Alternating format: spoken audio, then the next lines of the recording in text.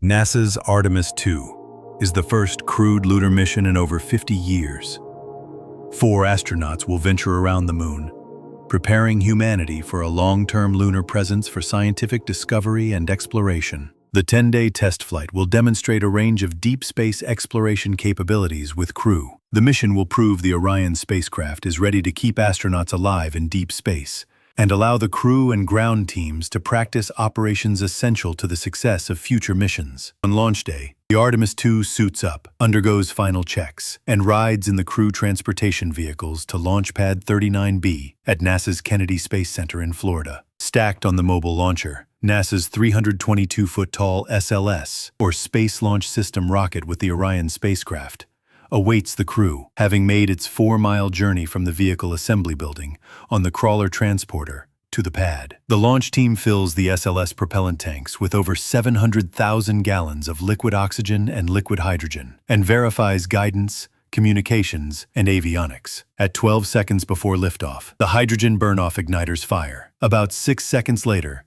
the rocket's 4 RS-25 engines ignite. When the countdown reaches 0, the umbilicals retract, giving SLS and the crew in Orion the clearance to begin the journey. The 6-million-pound moon rocket produces 8.8 million pounds of thrust to accelerate towards space. 75% of this power comes from the 2 17-story solid rocket boosters, each producing 3.6 million pounds of thrust. About 2 minutes in, the boosters are released, their solid propellant consumed. The core stage and its RS-25 engines continue to propel Orion and the crew to space. After 3 minutes, the protective fairings surrounding Orion's service module are ejected, exposing its solar arrays. 6 seconds later, the launch abort system is ejected from Orion. The crew has safely reached Earth orbit, though they could still abort using service module engines. About 8 minutes after launch, the SLS core stage engines shut down, and the interim cryogenic propulsion stage, or ICPS,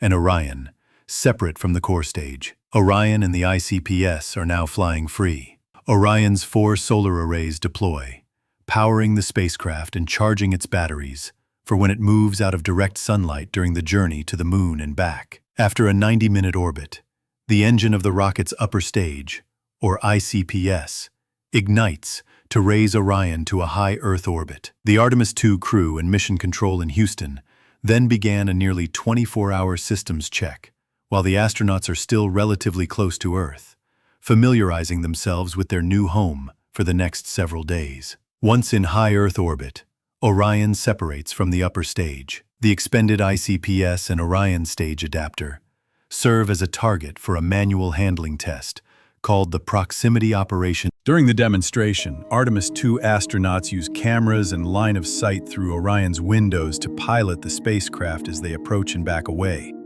assessing Orion's handling qualities, hardware, and software.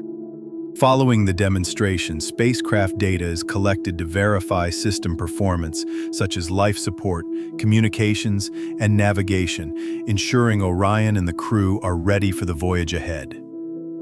About 23 hours later, Orion's service module performs the Translunar Injection Burn, or TLI, pushing Orion out of Earth orbit and on an approximately 4-day trip to the moon. Ultimately, the crew's Figure-8 flight path extends more than 230,000 miles from Earth. During the trip, the astronauts continue to evaluate the spacecraft's systems and practice emergency procedures, like testing the radiation shelter. The Artemis II crew travels about 4,600 miles beyond the moon, becoming the first humans to lay eyes on the lunar far side in over 50 years. Their observations will help us prepare for future missions at the moon. During this period, there will be an anticipated communication blackout between mission control and the spacecraft.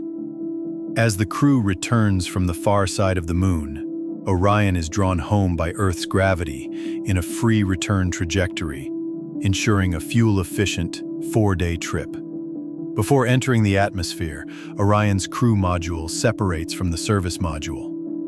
12 thrusters ensure Orion is properly oriented at an altitude of about 75 miles from Earth's surface. Orion and the crew enter Earth's atmosphere at a speed of nearly 25,000 miles per hour,